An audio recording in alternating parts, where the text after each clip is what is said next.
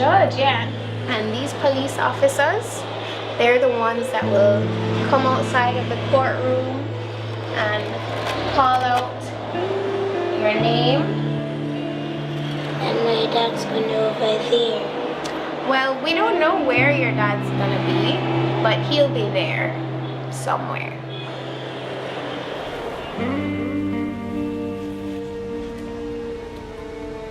I remember one of these lawyers, Gonna be my dad. right, and the other one is working for Jamaica to try and show that your dad did what you said he did.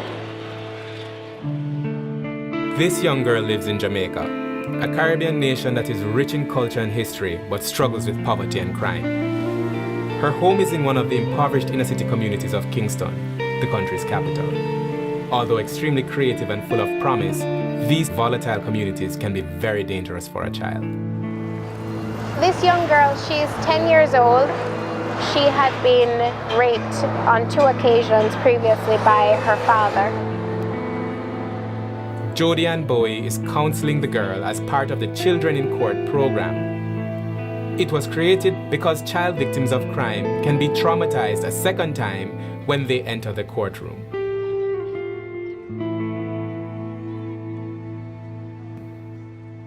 Children in Jamaica have extreme difficulties in court. They're frankly treated as just another witness, and consequently, they are often intimidated and don't get through their evidence very effectively. I was asked by a judge if I would like to sit in on a case. So I arrived and I saw this young 12-year-old sitting outside. Sitting across from her was the accused. And so here she was, having to go and testify against the person who was staring right at her. Well, she lasted about 15 minutes before she ran from the courtroom crying. Too many cases fall apart when a child is too frightened to testify. That's why retired Ontario Judge John McGarry volunteered with CUSO International and offered ideas on how courts could better support children.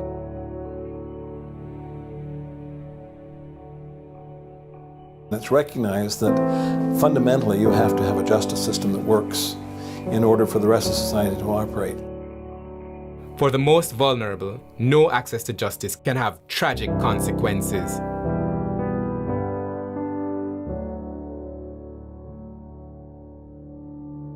Onika Barrett from Trinidad and Tobago is working with the Ministry of Justice to help victims find their voice in court. You're seeing how depressed children can get. You're seeing how it's affecting them because they no longer seem to have self-esteem. They no longer have confidence in themselves. It's necessary to help to orient them, what to expect, what will happen on that day, what is their role. And once they know that, it tends to reduce the level of fear that they feel, and they're better able to speak and give their evidence in court.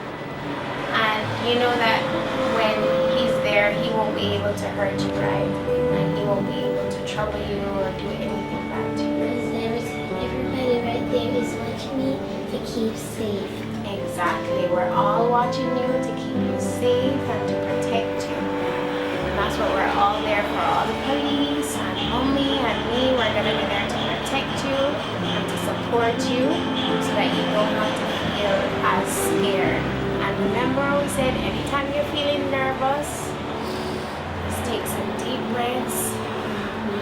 Right, and do it as many times as you need to. Having a program like this gives the victim and the witness a voice in justice being served in their best interest.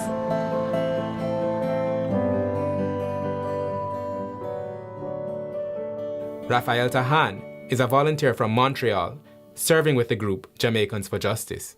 There is a need for a whistleblower in Jamaica to point out where people are not finding justice, and that's why it's so important that we are very vocal and we try to reach as many people as possible.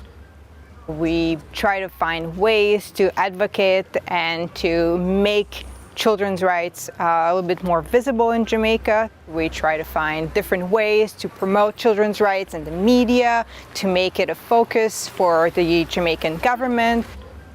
We think that children is the future of Jamaica. If we are not building Jamaica with children, this country will never be able to grow. The journey to justice is becoming less treacherous for children in Jamaica. In addition to the Children in Court program, a new Evidence Act will help make the process more child-friendly. Children will be able to go into court and be supported by a worker, number one. There will be video statements taken in advance so that they can refer to those when they're giving evidence. Closed circuit TV so that they can go in a separate room and don't have to face the accused. All of these will then allow children to give their best evidence. And once you've done it and once you've finished, you're gonna feel so relieved and so happy and relaxed, yeah. Because you will know that you've finished and you don't have to go back and you did your best, and that's all that matters. So do you feel nervous about that?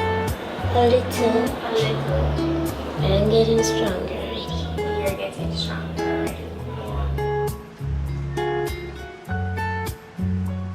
Changing mentalities, changing different aspects of a society takes time. It will be a very long process, but I truly believe that we can make a difference.